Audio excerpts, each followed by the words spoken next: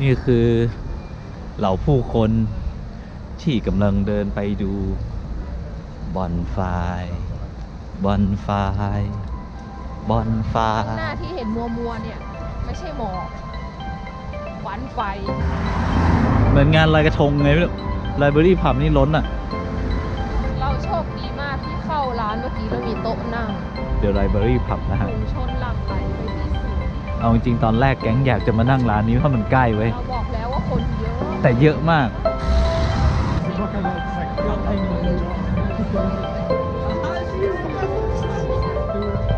วันนี้เราอยู่ที่ไฮพาร์คนะเพื่อมาดู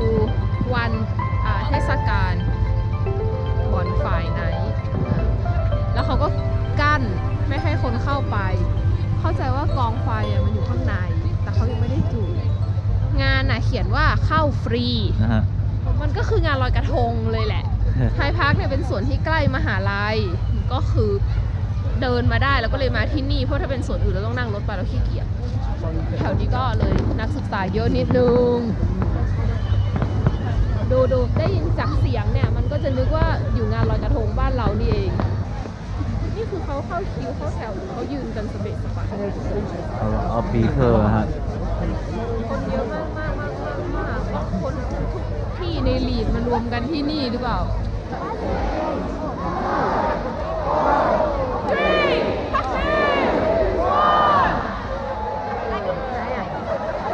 What's going on โอ้ไฮไลท์ฮะคุณผู้ชมรอดูนะฮะ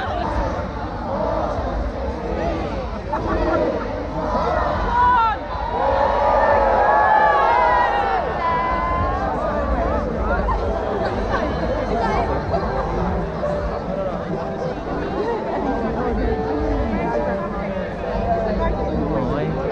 แม่มีตันทิพย์แม่รับไปแล้ว ตอนพอไฟอ่ะดูดิ น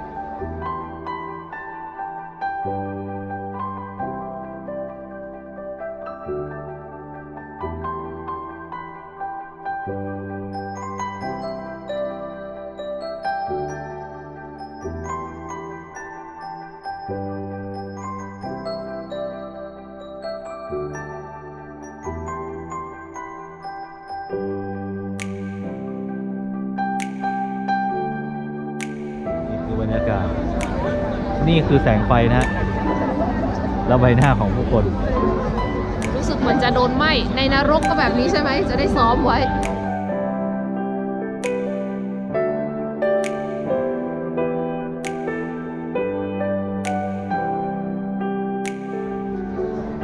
ทุกวันที่ 5 พฤศจิกายนของทุกปีนะที่ประเทศอังกฤษก็จะจัดงานที่ชื่อว่าบอนไฟไนท์หรือว่าบางจังหวัดก็จะเรียกว่ากายฟอกไนท์อะไรอย่างมีหลายชื่อ ตอนเรามาใหม่ๆเนี่ยเราก็เข้าใจว่าเขาฉลองลอยกระทงไปทางไหนก็ได้ยินปลาทับแต่มันไม่น่าใช่ ปัจจุบันนี้มันคืองานเฉลิมฉลองแบบฤดูหนาวอ่ะก็จะแบบมีดอกไม้ไฟมีเด็กเล่นประทัดไฟเย็นอะไรเงี้ยก็เป็นกิจกรรมที่สนุกสนานเขาเรียกกายฟอกไนท์ก็คือเดิมเนี่ยมันเกิดจากผู้ชายที่ชื่อกายฟอกวางแผนรอบปงพระชนพระเจ้าเจมส์ที่ 1โดยการเอาระเบิดไปซ่อนไว้ใต้อาคารรัฐสภา กายฟอกเนี่ยมันเป็นชาวคริสต์ที่นับถือคาทอลิกแต่ว่าพระเจ้าเจมส์ที่ 1กับรัฐบาลตอนนั้นเป็นโปรเตสแตนต์ก็ต้องการโค่นล้มแล้วก็ฟื้นฟูกษัตริย์แบบคาทอลิกขึ้นมาใหม่ก็เอาระเบิดไปแล้วก็กะว่าจะฆ่าทั้งหมดก็เป็นห่วงเพราะว่ามันมีข้าราชการบางคนเป็นคาทอลิกก็เลยส่งคนละนิกายแต่อยู่ด้วยกัน เขาก็ทำงานด้วยกันแต่ก็เลยส่งจดหมายไปเตือนไอ้คนนั้นว่าแบบวันนี้จะมีอันตรายนะอย่ามาทำงานอะไรเงี้ยแล้วจดหมายเนี่ยมันก็แพร่ออกไปแล้วแม้แต่อีคนที่รับจดหมายเองก็รู้สึกว่าอะไรอย่างเงี้ยก็เอาไปฟ้องพระเจ้าเจมส์ง่าว ข่าวก็เลยรั่วเขาก็เลยไปตรวจก็เจอนางนั่งเฝ้าระเบิดอยู่ใต้ถุนก็เลยโดนจับทีแรกก็ไม่รับสารภาพอะไรเงี้ยก็ถูกทรมานเอาไปทรมานที่ Tower of London ที่เราไปเที่ยวกันอย่าลืมดูคลิปนะคะใช้วิธีการแบบเอามัดกับม้ามั้งแล้วดึงให้ตัวแยกเป็น4ส่วนอะ คนที่สมรู้ร่วมคิดทุกคนก็โดนจับหมดไงมีประมาณ 5-6 คน แต่ทำไมอีกายฟอกนี่ถึงซวยโดนด่าจนถึงทุกวันนี้อยู่คนเดียวก็ไม่รู้นะทุกคนก็โดนทรมานหมดแต่อีกายฟอกเนี่ยกระโดดลงมาคอหักตายก่อนฉะนั้นก็เลยไม่ได้เจ็บปวดตอนตายอะไรเงี้ยทุกๆปีรัฐบาลก็เลยประกาศให้วันเนี้ยเป็นวันเพื่อเฉลิมฉลองการที่ไอแผนเนี่ยไม่สำเร็จชื่อภาษาอังกฤษมันคือ Gunpowder Plot เป็นแผนล้มล้างแผนกบฏดินปืนแล้วทุกครั้งที่ฉลองเนี่ยก็จะมีหุ่นจำลองสร้างเป็นหุ่นกายฟอกเนี่ยแล้วไปเผาตั้งแต่ปี 1605เนี่ยคือ400 กว่าปีละ ก็คือดีใจที่มันทำไม่สำเร็จอะไรเงี้ยคนที่ดูคลิปสกอตแลนด์ที่เราไปปราสาทเอดินเบอระเนาะเราเข้าไปห้องนั้นเป็นห้องของพระเจ้าเจมส์ที่ 1ก็คือตอนนั้นน่ะพอหลังจากควีนอลิซาเบธตายแล้วใช่ไหมกษัตริย์อังกฤษไม่มีผู้สืบทอดเพราะว่าควีนอลิซาเบธไม่มีลูกเขาก็เลยไปเอาพระเจ้าเจมส์ที่ 6 ของสกอตแลนด์มาปกครองอังกฤษด้วยเจมส์ที่ 6ก็เลยมาเป็นเจมส์ที่ 1 ของอังกฤษก็เลยเป็นยุคที่อังกฤษกับสกอตแลนด์ใช้กษัตริย์ร่วมกันอย่างแบบ officially มั้งอันนี้เราไม่รู้นะ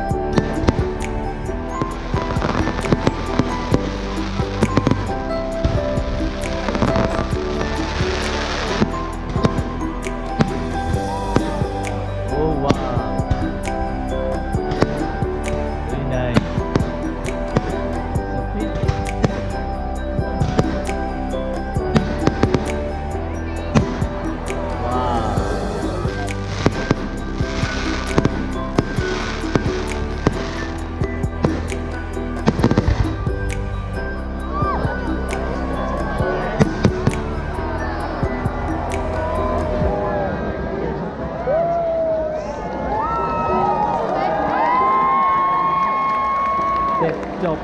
ขอบมือค่ะ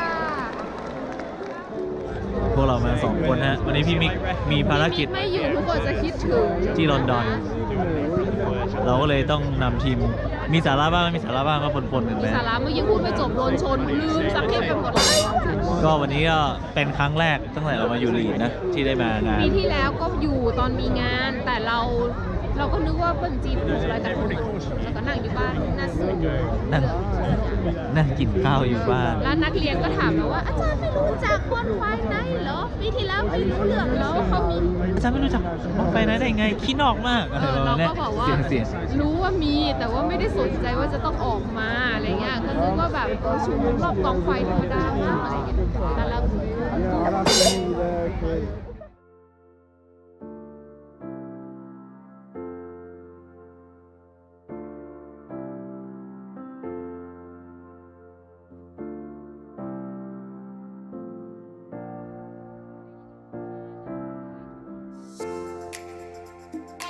ก็คืองานเทศกาลรื่นเริงนั่นแหละวัยรุ่นก็ออกมานัดเจอเพื่อนรัฐบาลก็เลยประกาศให้วันที่ 5 พฤศจิกาของทุกปีเนี่ยเป็นวันเฉลิมฉลองที่เหตุการณ์นี้ไม่สำเร็จเพราะถ้าสำเร็จเราจะไม่มีพาร์เลียเมนต์จะไม่มีอะไรตอนนั้นเนี่ยควีนอลิซาเบธตายใช่ไหมแล้วไม่มีลูกเขาก็เลยต้องไปเอาพระเจ้าเจมส์ที่ 6 แห่งสกอตแลนด์เป็นลูกของควีนแมรี่ออฟสกอตญาติกันแหละแหละเดี๋ยวจะมีภาพยนตร์เรื่องนี้ด้วยก็เอามาปกครองทั้งอังกฤษและสกอตแลนด์ก็ถือว่าตอนนั้นน่ะ2 ประเทศนี้ก็เลยใช้คิงร่วมกันจริงๆแล้วเขาก็ร่วมมาตั้งนานแล้วเราไม่ชัวร์นะแต่ว่าอันนี้เป็น officially ร่วมเนาะและธงยูเนียนแจ็คก็เกิดขึ้นในสมัยพระเจ้าเจมส์ที่ 1เขาว่าแจ็คนี้เป็นชื่อแกในภาษาฝรั่งเศสหรือไงเนี่ยถ้าฉันพูดผิดก็ finger cross ไว้ก่อนนะแต่ว่าณจนถึงทุกวันเนี้ยงานเนี้ยมันก็ลืมไปแล้วแหละว่าไอ้คนนี้มันเป็นใครอะไรยังไงมันก็คือกลายเป็นงานปอยงานอีเวนต์ธรรมดาไอ้กายฟอกนี้ได้ทำคุณูปการให้ฉันได้ดู ดอกไม้ไฟ ใช่แล้วคือโคตรซวยเลยนะ เพราะว่าทุกปีเนี่ยเขาจะเอาหุ่นจำลองของมันมาเผาเว้ยคือมีผู้ร่วมขบวนการตั้งหลายคนอะแต่แม่งซวยอยู่คนเดียวอะเด็กก็จะมาเผาหุ่นไกด์ฟอกกันดีกว่าอะไรเงี้ยแล้วหน้ากากไกด์ฟอกอะก็ถูกเอามาใช้เป็นสัญลักษณ์ในการประท้วง ซึ่งอยู่ในหนังเรื่อง V for Vendetta อะไรผมจำชื่อเรื่องไม่ได้ ได้สาระมากครับ ก็เนี่ยคนก็เผาเทียนเล่นไฟอ่ะก็จะมากันเป็นถุงหรือว่ายืนเล่นไฟเย็นสนุกงานประทัดเนี่ยให้ระวังอย่างหนึ่งคือหมาจะหนีออกจากบ้านนะ ทุกคนต้องแบบเก็บหมาของตัวเองที่เรียบร้อยคิดว่าวันนี้นกในสวนเนี่ยจะตายไปเยอะแล้วเพราะว่าตกใจวันนี้ก็ไม่มีอะไรมากเป็นคลิปสั้นๆเนาะพี่มิกก็ไม่อยู่ด้วยอยู่คนเดียวก็เหงาจังงานก็ไม่มีอะไรมันก็แค่เนี้ยก็คือมาดูไฟนะไฟข้างหลังก็ได้มอดไปแล้วเขาก็ไม่ให้เราเข้าไปเพราะมันอันตรายเขากลัวเราไปปิ้งไก่อย่าลืมกด subscribe กดแชร์กดไลค์กดติดตามด้วยนะขอบคุณฮะ บาย บ๊ายบาย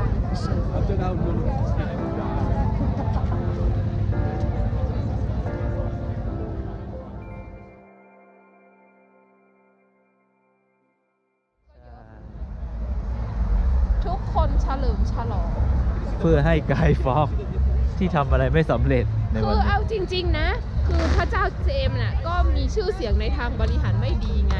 เขาคิดอย่างนั้นในสมัยนั้น ก็หนังสือมันเขียนมาเนาะไม่ได้พูดเองแล้วมันก็มีคนอยากโค่นล้มไง ก็คือคนที่เชื่อคนละอย่างอ่ะมันก็เชื่อของมันอย่างหนึ่ง อืม เพียงแต่ว่าแผนเนี่ยมันถูกจับได้ ไม่รัดกุมพอนั่นแหละ ไม่ความตลกคือมันเขียนจดหมายไปเตือนสมมติว่าเตือนไอ้จือสมคิดเนาะอันไอ้สมคิดระวังเนอะวันนี้จะมีและอีลุงสมคิดเนี่ยเป็นคนเอาไปฟ้องเองอ่ะตลกไหมล่ะ ไม่เตรียมกัน ไม่ ดี คือมันก็ไม่รู้ไงว่าแบบ ใครยังไง ๆอืม ก็สงสัยอ่ะ มันจะมีเหตุด่วนเหตุร้ายอะไรหรือเปล่าอะไรเงี้ย ก็แทนที่มันจะบอกสมคิดก่อนไง มาหูมันนะ เง่าไง ไอคนที่อยู่ในแผนเนี่ย มันจะมีแค่5-6 คนไง มันมีเยอะ แล้วก็ไม่รู้ว่าใครด้วยนะที่เป็นคนเขียนจดหมายอ่ะ อ๋อ เป็นงั้นไป